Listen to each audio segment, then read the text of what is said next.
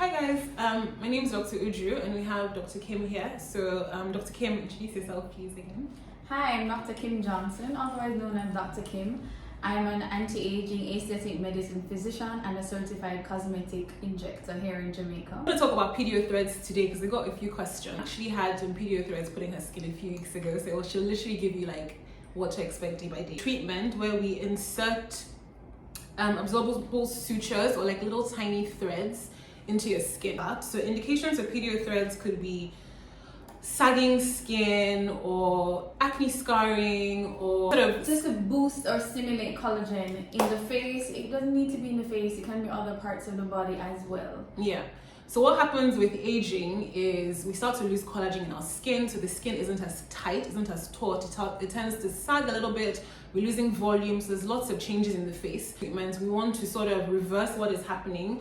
So we don't say we're stopping you from aging, but we slow down the aging process or sort of try to give back what we know your skin is losing. So we typically would insert the threads in lower, deeper layers in your skin. And what happens is the thread works to pull the skin up and also encourage the skin to form collagen around where the thread is inserted. Tell us about her experience with threads. So tell us everything that was done, and how you're feeling and how you feel now. Okay, what I actually got it for is because I naturally don't have a very defined jawline. So I got it to necessarily tighten up the lower face because I wanted to get that more chiseled jawline without the use of fillers.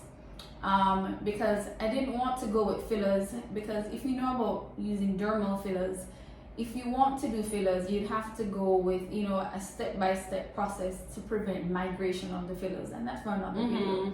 So I went with the more thread, the thread option, and so inserted threads in the under the jawline and here to tighten on the hair, tighten this area, pull back and pull up to define or chisel the jawline.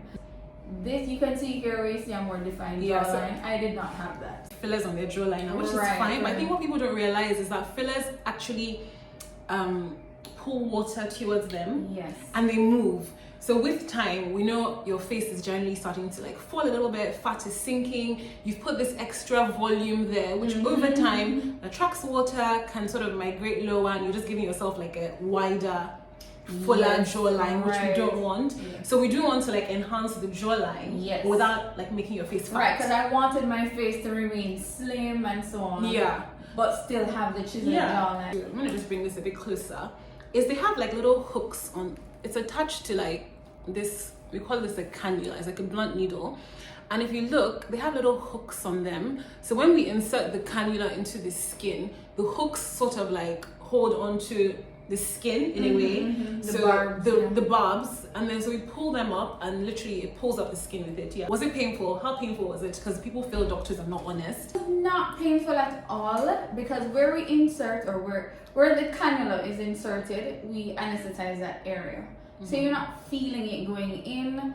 So it wasn't painful at all. Even afterwards, it wasn't painful. So when I went home, I took Panadol, and it was just preventative, but I did not feel pain per se. What I experienced and what the patients will experience when I would do this procedure is what they'll feel is a certain tightness to the skin, but not pain. Because you've tightened. You're pulling and lifting the skin, so you feel tightness, and there's going to be swelling. So if it is that you have an event or you want to look fancy, that's not a good time. There's going to be some downtime in terms of how you look. So my cheeks were swollen, on the hair was swollen, wherever you have the threads. For I would say about 2 weeks, you're swollen. Depending on where you have the threads, you can't really open the mouth too wide, so no extra laughing. The eating, you're not eating any hard foods, softer foods. For me, oh gosh, that was kind of, the difficult part. So have your meal before coming in then. Right, so softer foods to eat. Won't be doing any excessive laughing. And we do tell you things to sort of be gentle on, or things to avoid after the treatment. so it's quite what most people feel, I think, with threads and most anti-aging treatments is that they're for older people, which they're not, because we know that the skin starts aging from our 20s. So all these changes can happen from your 20s. So I find people that start getting these treatments done younger, 20s, 30s, you actually have less corrections to do when you're older. Aging is not just about what you're doing to your skin, it's about what you're doing to your body. So it's a holistic approach. What you eat, your lifestyle, you exercise, you know.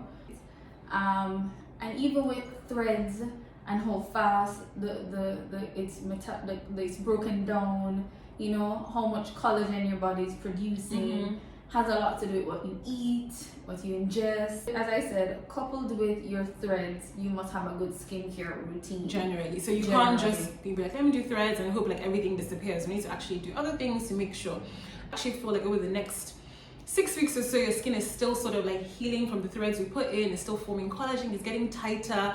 So you're getting benefits with like tighter skin, a nice lift if it's to sort of like maybe soften like folds in your face or enhance your jawline. The thread will dissolve in a couple months, so it wouldn't be there anymore, but the collagen that's been formed will remain. You can do threads in combination with other treatments. So like Dr. Kim mentioned, there's lots of things involved in like anti-aging. We can do Botox, fillers based on what we feel you need. So it's best to maybe initially have a consultation with like an aesthetic physician first, and then they can tell you what they think you need. So thanks guys. I hope you enjoyed this video. We'll tag both our pages and let us know if there's anything else you want us to chat about. So on Instagram, I'm Skin by Dr. Kim. It's SKYN by Dr. KYM. And obviously you have my page, Belfiore_medical. Nice speaking to you guys. Enjoy your day. Bye.